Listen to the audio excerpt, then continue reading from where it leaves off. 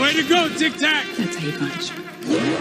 Wakanda forever! You wouldn't have heard of me. Let me put you on hold. Dance off, bro! He's a friend from work! I can do this all day. Yeah, I know. What up, guys? It's Dom, and welcome back to another movie review. Today we are going over and ranking The First Omen.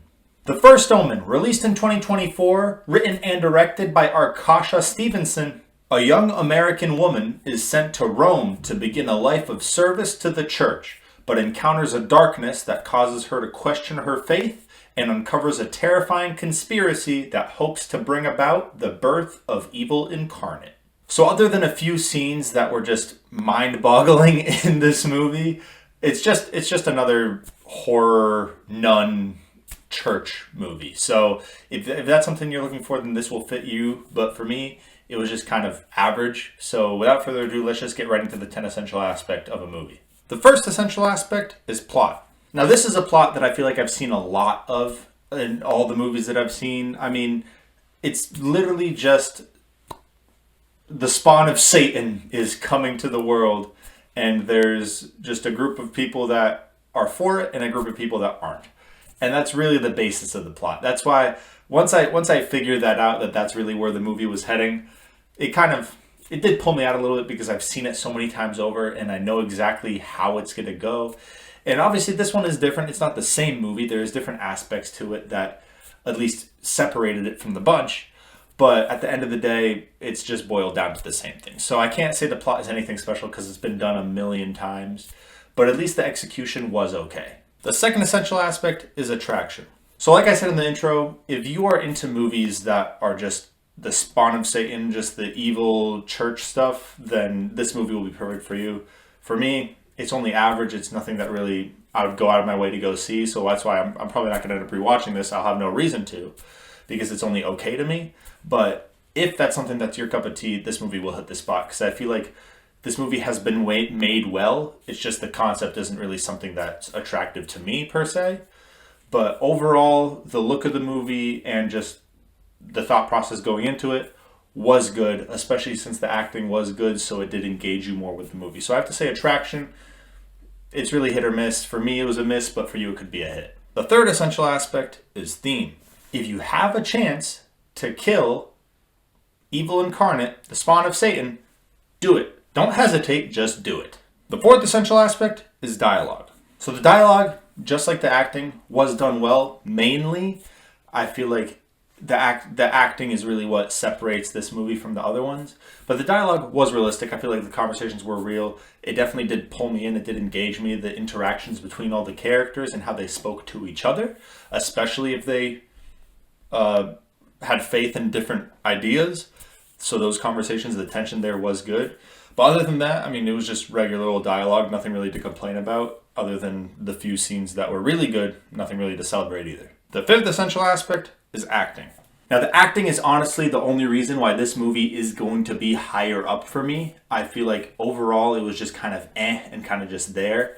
But the acting by Nell Tiger Free, who played Margaret, that acting definitely pulled me in really good, really deep to the movie. I feel like her acting was definitely the best out of the movie by far. And it's the kind of acting you don't see a lot in horror movies. Now, a lot of horror movies, the acting's just only okay because they know that's not the main focus. The main focus is supposed to be either the monster or the idea or whatever makes it a horror movie.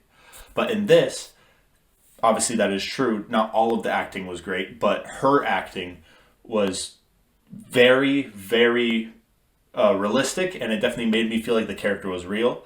And because of that, I got more engaged in the movie. So her acting is honestly what saved this movie for me. The sixth essential aspect is cinematography.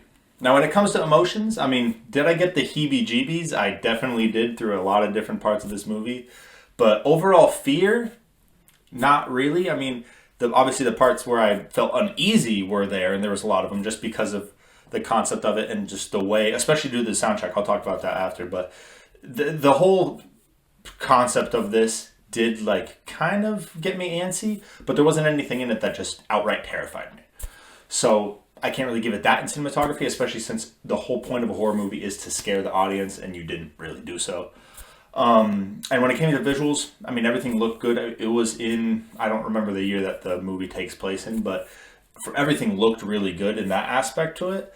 And even the creatures that were in it weren't really that fake. They actually looked somewhat realistic, so I do have to give them credit for that too.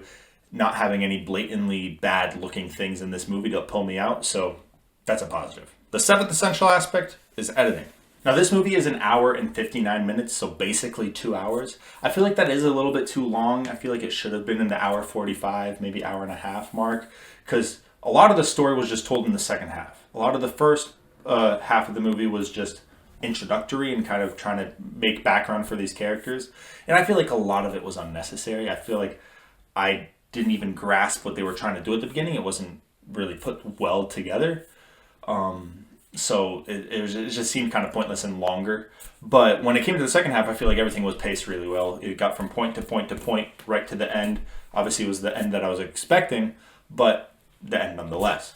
So I have to say the second half of the movie definitely paced really, really well. I just wish they spent that same effort on the first half and sped that up a little bit and kept the necessary parts while weeding out the bad parts. The eighth essential aspect is soundtrack. Now the soundtrack in this movie was almost piercing. Like it got in my head, and I have to say that is a clever trick they used, because when it was almost like no music ever in the background besides when there was like a club scene, then obviously you're hearing the music from that. But when it came to just regular old just scenes that just happened, there wasn't much soundtrack, but you can tell when her mind was started to go and when she started freaking out a little bit, because it like sharply went into my ears, and I almost started freaking out just because of the correlation.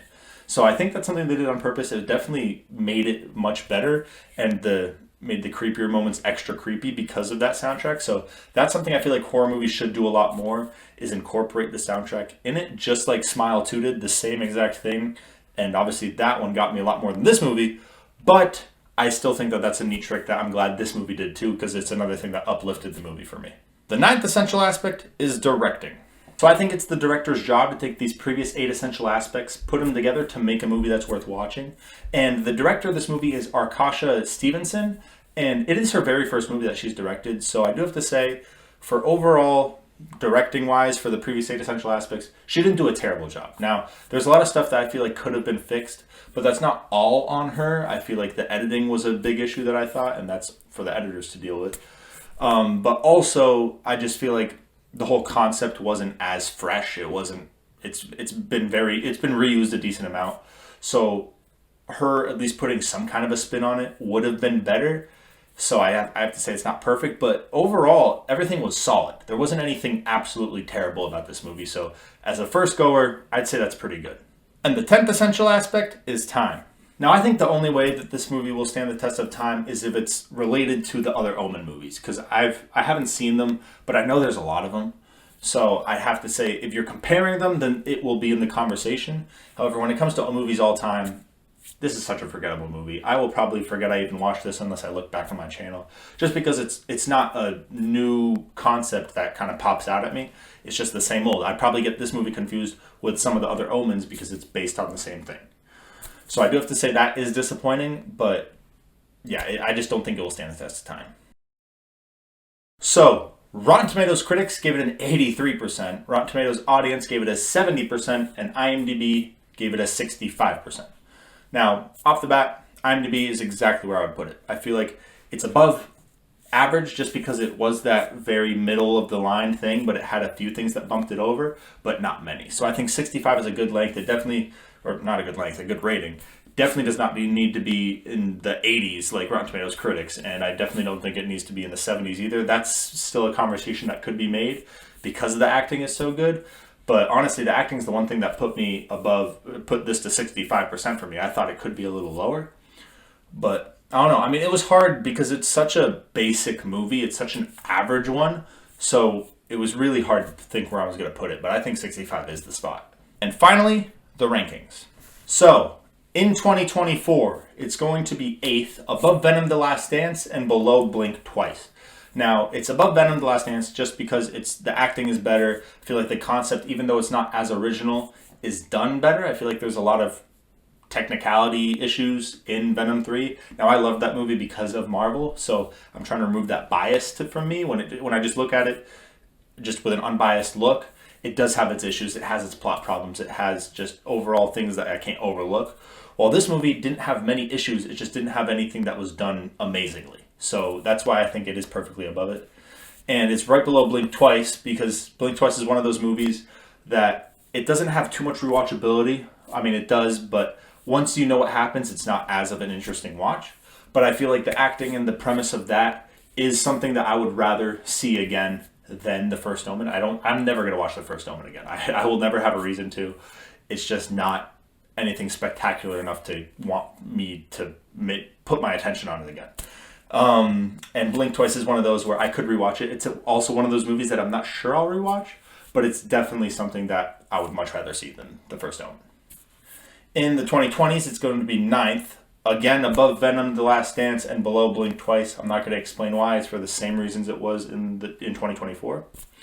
And in all time, it's going to be 31st, above X-Men and below Warcraft. Now, quickly, I'll say why it's above X-Men. Again, with my Marvel bias, I'm just looking over that part.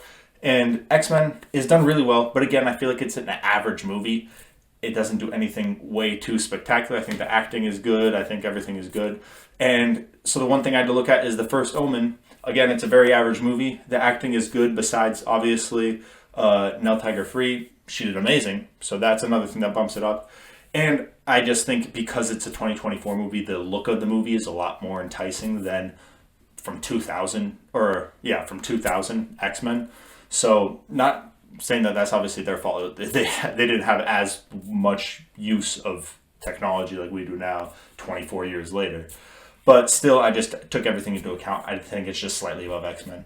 And it's below Warcraft because I just think both movies, again, have kind of a good plot, nothing too special. Warcraft is a little more special, and I feel like the acting is basically the same in both. I do think that Nell Tiger-Free's acting is the best out of both movies, but the runner-up is definitely the main actor in Warcraft. He did a really good job of convincing me as well, and I think I just liked the concept of that movie, and it was a little more original than The First Omen, so it definitely took the cake for me there. That's all I have for The First Omen. If you guys enjoyed this review, make sure to leave a like and subscribe, and make sure to comment what movie you want me to review next.